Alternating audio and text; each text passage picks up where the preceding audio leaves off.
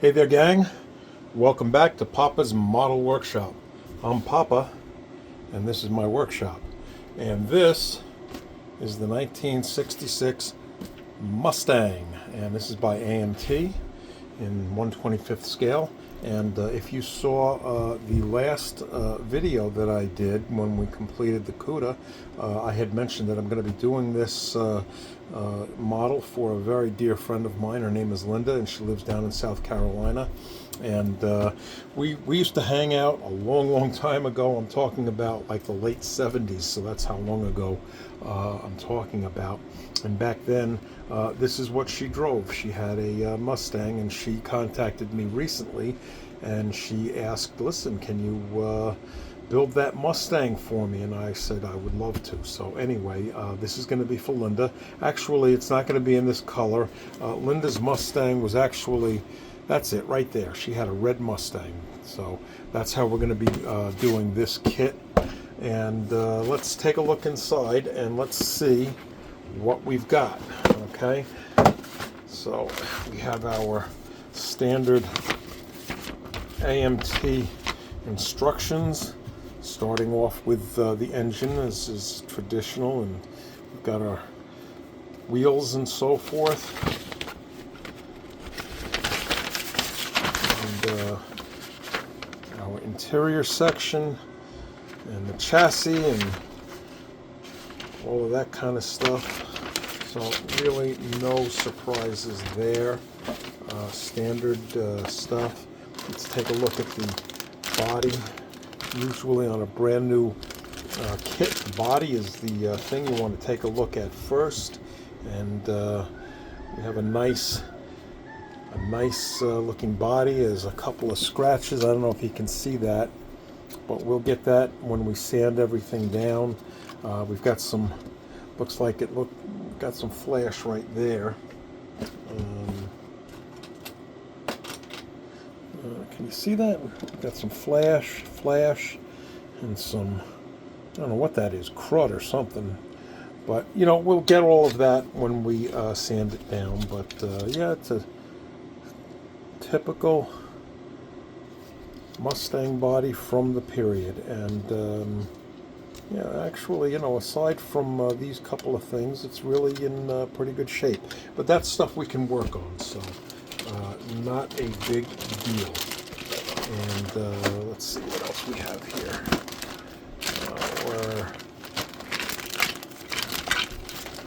And of course, our chassis. Okay.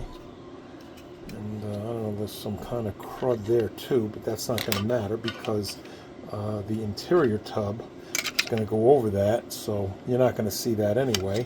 And we have our seats. Our rear seats are molded in. All right. And we also have our exhaust system molded in on the bottom. And before opening this, I was a little bit concerned that that was going to be the case, and in fact it did turn out to be the case. I don't like having the exhaust system, and it looks like we've got the drive shaft and everything molded in. I just, you know, I don't like that, but we will deal with what we've got. So put that in there, and of course we've got our chrome tree. All right, and let's take a look at that. You know, I've got these great spoked rims here, or hubcaps, whatever, and the Mustang logo in there, front grille. So pretty good stuff. What we'll do is we'll use some panel liner, okay, to try to knock down some of that shine. We don't want it to look too toyish, so that's what we'll do to overcome that. We'll use some of that panel liner, and I like to use that sometimes in the engine bay and underneath, and I can't get this back in the cellophane. It doesn't want to go in, so okay, we'll put that aside. There we go. All right, let's see what else we've got here. Of course, we've got our tail lights. All right, and we have got stuff. So let's take a look at the stuff. And we have our dash. Okay. Mustang dash was always cool, particularly back in that period. All right, so our dash, steering wheel, we've got some seats and so forth, leaf springs, right, and wheel backs, more crud. We have our firewall, some different seats in there. This seat is taking a nap, I guess.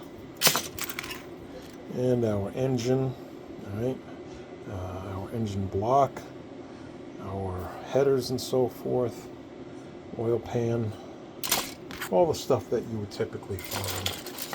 So no big surprises there. Okay, let's see if we can get this back in the bag. I want to try to get these all back into the bag. I don't want to lose anything. And typically, what I do is I will organize my pieces. Let me just show you the tires real quick. All right, we've got different tires. Okay, we have black walls. Okay, or you can go with the Goodyear tires. Right, so we can decide on which tires we want to go with later. Whoops, there goes a tire. I had a tire run away on me. Okay, and here we even have some mag tires, right, in the back, or for the back, right? There, I got my thumb out of the way. Can you see now? All right. So pretty straightforward kit. We've got decals in here. Let's take a quick look at that. The decals. And the decals are pretty cool. Look at that. That really is pretty cool, isn't it?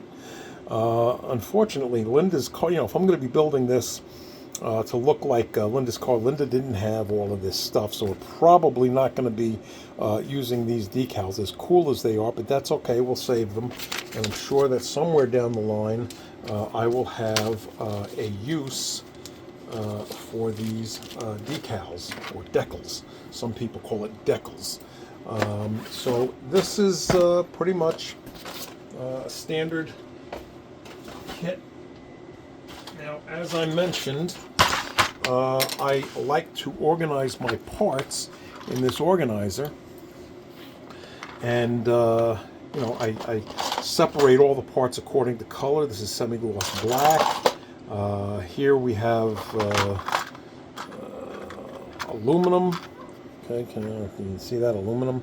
Right, and I separate all the parts according to their colors, and I'll just put things on the helping hands like this.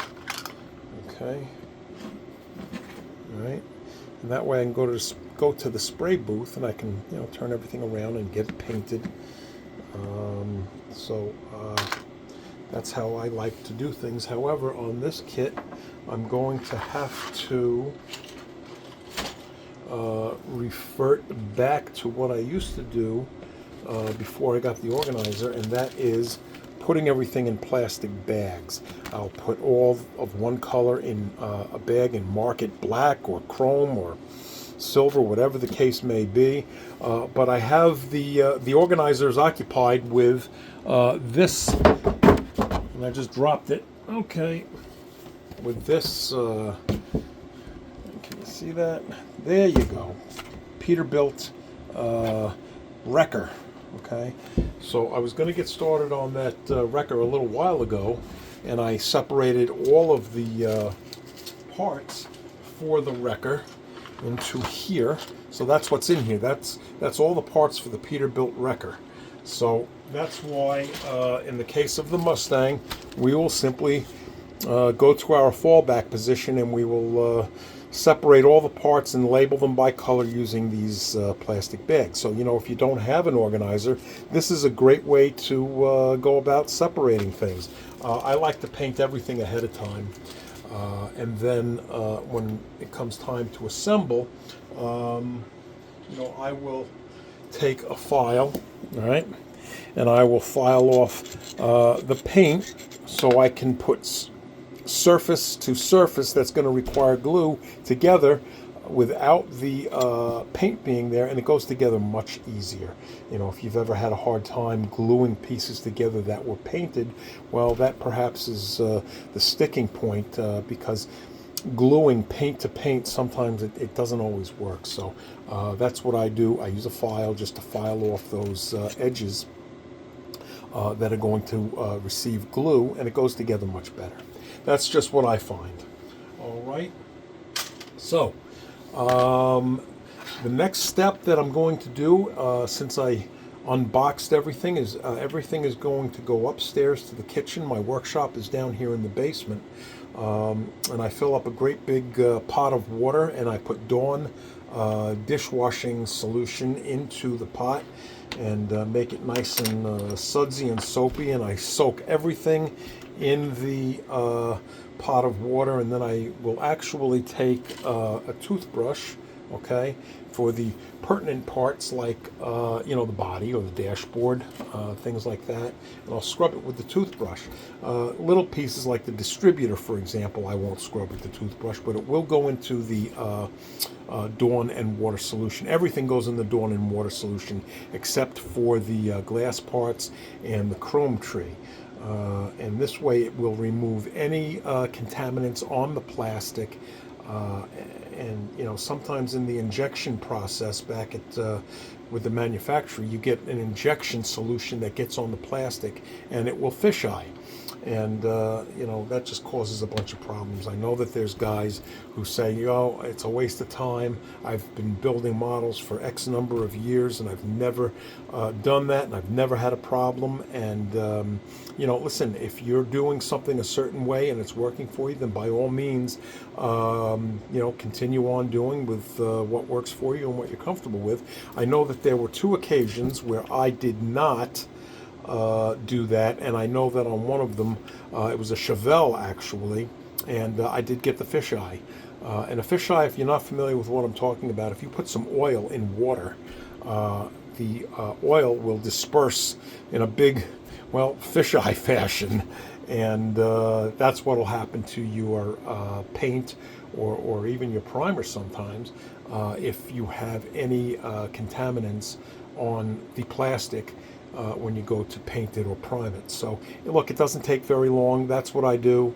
And then everything gets dried off. I blot all the pieces with a microfiber cloth, just blot it, all right? And then I'll put everything down here again in the dehydrator. I have a food dehydrator that I set at 120 degrees, and I'll put everything in there for a half an hour, and after a half an hour everything is bone dry and I'm ready to prime. So that's my process. Actually, before priming I'm going to sand everything and then I will prime. So that's my process, and for now, I guess that'll wrap things up for this video.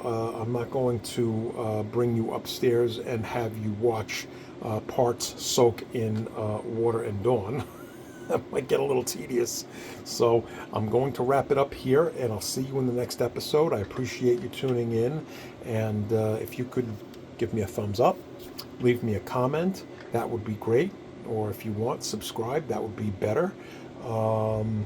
And if you want to communicate with me, you can go to Facebook. I have a Papa's Model Workshop Facebook page. You can leave comments there.